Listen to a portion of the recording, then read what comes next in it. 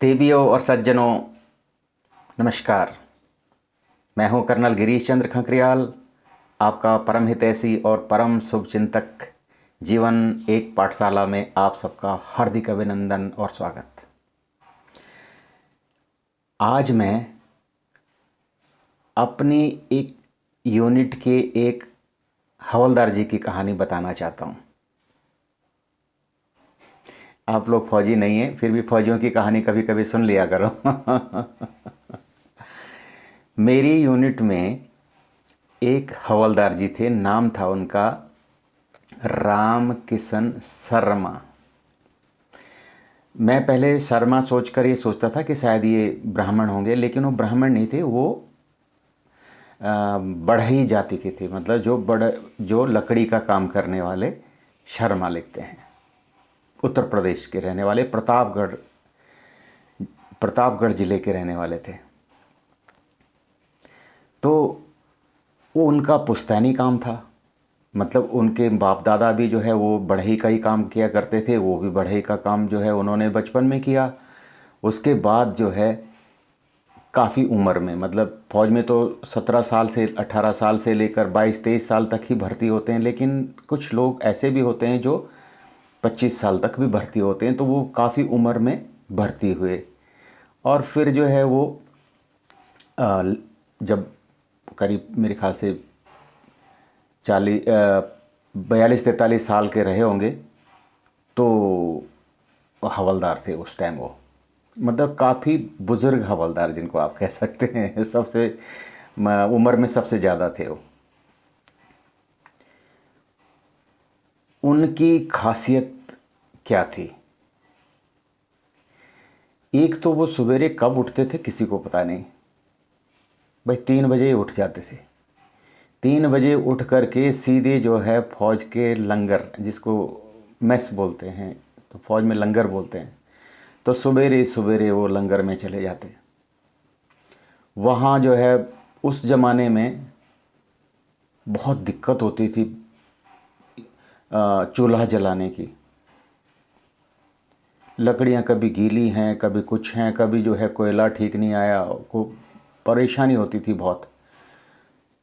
तो वो जो हैं सवेरे जल्दी उठ करके वहाँ पर, जब तक कि कुक लोग उठें उससे पहले वो उनकी उनकी अंगीठियाँ जलाने, मतलब जो चूल्हा है वो जलाने के लिए तैयारी कर देते थे। लकड़ी लुकड़ी इधर से काट कूट करके, मतलब वो फाड़ फूड़ करके और तैयार रखते थे एकदम, ताकि जो है कुक आएँ और फटाफट जो है सवेरे का नाश्ता तैयार हो।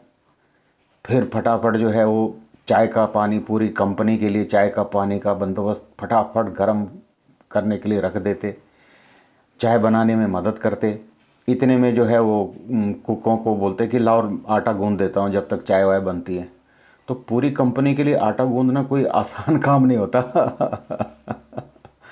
है ना। पर वो इतने ताकतवर थे कि मतलब जो है वो फटाफट कर लेते थे ये सारे काम। तब तक चाय बन जाती थी और केतली लेकर के वो चाय का, और पूरी कंपनी के लड़कों को उठा उठा करके जल्दी करो जल्दी करो, उठो उठो उठो, चाय पियो चाय पियो। बेचारा सबसे बुजुर्ग आदमी और सबको चाय पिलाता था। उसके बाद पीटी के लिए तैयार होते हैं फौजी लोग। तो वो सबसे पहले जो है वो पीटी ग्राउंड में मिलेंगे।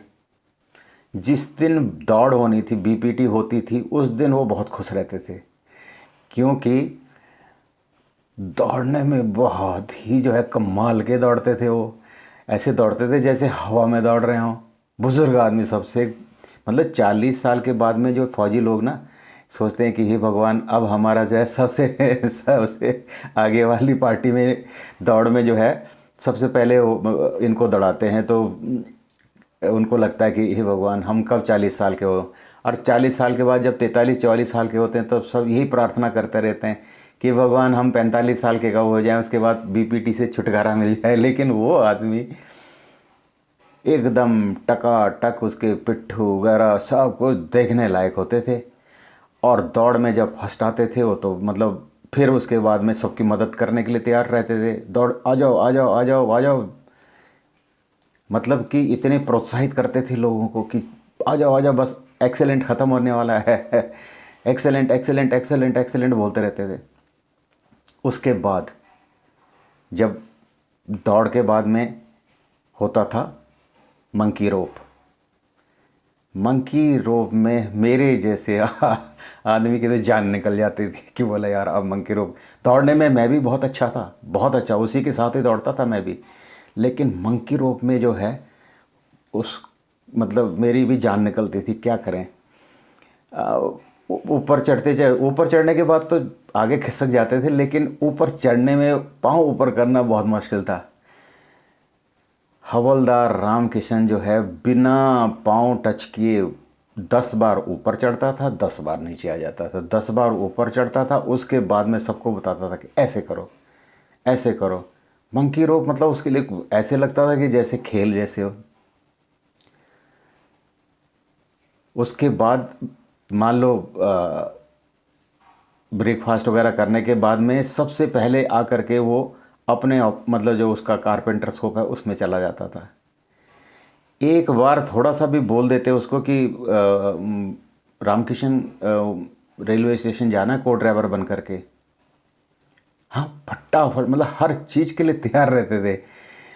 10 फौजी 15 फौजी अगर छुट्टी जा रहे हैं तो सबका बक्सा उठाने में, चलो बक्सा उठाता हूँ मैं, तुम्हारा कोई प्रॉब्लम नहीं। उनको ये मतलब नहीं था कि ये जवान अभी नया रिक्रूट है, कुछ नहीं, कि बस इसका मदद करनी है, ये उसका मतलब वो था। कहीं अगर मान लो जो है कुछ भी किसी की भी जो है, हाँ किसी को भी कुछ ज़रूरत है, किसी का बक्सा टूट गया, किसी का जो है वो किसी भी जवान का कुछ भी थोड़ा मोड़ा काम है, तो उसको कोई रेस्ट नहीं होता था। वो कब करता था, किसका काम कब करके चला जाएगा कोई पता नहीं चलता था। उसका ये था कि 1 मिनट भी आराम नहीं करना है ऐसा आदमी था। एक बार मैंने रामकिशन से पूछा, मैं बोला रामकिशन सारे दिन भर तुम जो है काम करते रहते हो, आराम कब करते हो? बोला साहब आराम करने के आराम मैं करूँगा तो फिर मैं कमज़ोर हो जाऊँगा मैंने उनको अपने ऑफिस में बुलाया और बिठाया। मैं बोला आप ज़रा बैठ जाओ मेरे सामने। पहले तो वो बैठ ही नहीं रहे थे, बिल्कुल नहीं, नहीं नहीं साहब खड़े ही थे, पूछ ऐसे ही पूछ लो। मैं बोला नहीं आज आपको बैठना पड़ेगा। बैठे। मैं बोला एक बार मैं आपके बारे में कुछ जानना चाहता हूँ कि आप थोड़ा अपने बारे में बताएं। तो बड़ी मुश्किल से उन्होंने बताया कि साहब मेरे 2 बेटे हैं, दोनों के दोनों जो है वो बाहर देश रहते हैं। बाहर देश रहते हैं क्या बात है बोला मेरा बड़ा बेटा जब 12वीं क्लास में सारे उत्तर प्रदेश में फर्स्ट आया था, तो उत्तर प्रदेश सरकार ने उसे USSR मतलब पहले जो बोलते थे ना रूस में पढ़ने के लिए भेज दिया था। उसी की नकल करते करते दूसरा बेटा भी जो है 12वीं में फर्स्ट आ गया पूरे उत्तर प्रदेश में, और उसका भी नंबर जो है वो बाहर देश के लिए पड़ गया। तो दोनों बेटे मेरे डॉक्टर हैं साहब। पहली बार मैं किसी को बता रहा हूँ, मैं किसी को बताता नहीं हूँ, आज आपने मेरी ज़बरदस्ती की इसलिए मैं बता रहा हूँ। दोनों बेटे मेरे डॉक्टर हैं। पहले उसने रूस में पढ़ाई करी, उसके बाद में वो बाहर देश डेनमार्क बोलते हैं कहीं एक जगह है, वहाँ से उसने पढ़ाई करी। फिर जो है यहाँ चंडीगढ़ में आया, चंडीगढ़ में एक बड़े हॉस्पिटल में नौकरी करी, फिर दोबारा पढ़ाई के लिए वो बाहर देश चला गया, अब वहीं रहता है। दूसरा बेटा भी जो है वो ऑस्ट्रेलिया में रहता है साहब, और उसने वहीं शादी कर दी एक डॉक्टरानी से। क्या बात है। मैं बोला एक बात बताओ ये कैसे किया आपने, कैसे संभव हुआ ये सब? मतलब एक फौज के ट्रेडमैन हवलदार के दोनों बेटे डॉक्टर, दोनों बहुएं डॉक्टर, और वो भी जो है सुपर स्पेशलिस्ट, ये कैसे संभव है? कैसे हुआ ये, सीक्रेट बताओ।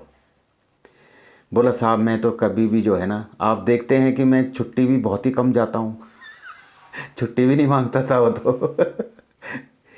बोला मैं छुट्टी भी कम ही जाता हूँ। मेरी जो दोनों बेटों की सफलता का राज मेरी पत्नी है।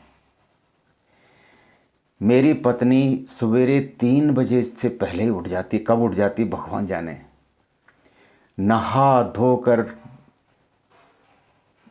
धोकर पूरे घर को चौका गोबर से लिपाई लुपाई करके, उसके बाद मतलब नहाने के बाद ही गाय को हाथ लगाती है, गाय का दूध लेके आती है सवेरे सवेरे।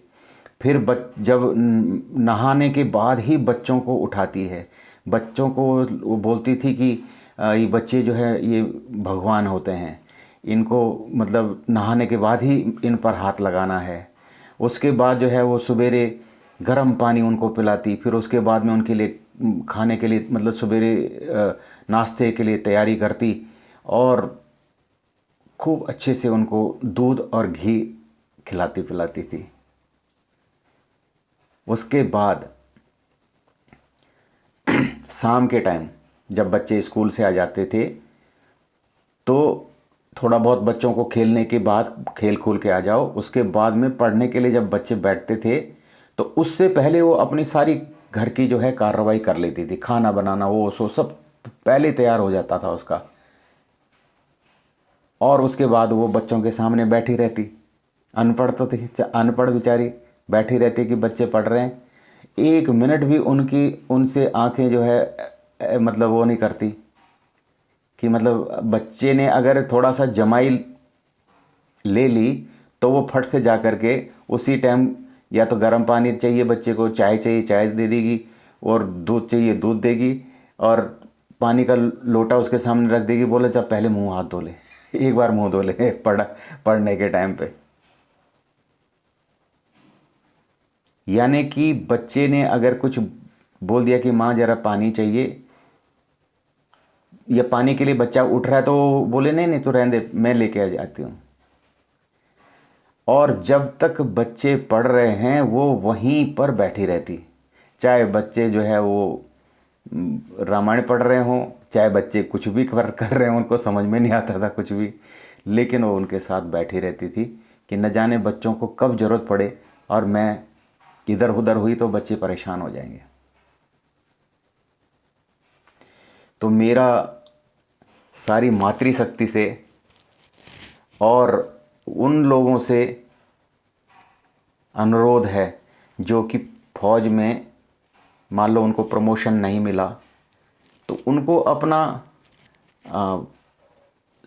अपना जो नियम धर्म है उनको नहीं भूलना चाहिए।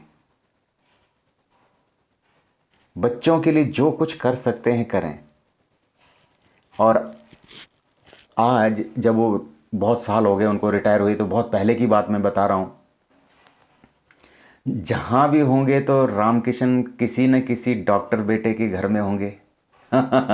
उसकी बहू जो है डॉक्टरानी, उसके देखभाल में होंगे, चाहे वो डेनमार्क में हो बड़ा बच्चा या ऑस्ट्रेलिया में छोटा बच्चा। तो रामकिशन जहाँ भी जाएंगे या उसकी पत्नी जहाँ भी जाएंगे तो किसी न किसी मतलब दोनों बेटों में दोनों डॉक्टर हैं, दोनों डॉक्टरानियाँ हैं बहुएँ, तो किसी न किसी डॉक्टर के सानिध्य में होंगे। आप भी अपने बच्चों को इसी तरह बनाना। मेरी परमपिता परमेश्वर से यही प्रार्थना है। आपका कोटि कोटि प्रणाम, आपको कोटि कोटि प्रणाम, आपको कोटि कोटि प्रणाम।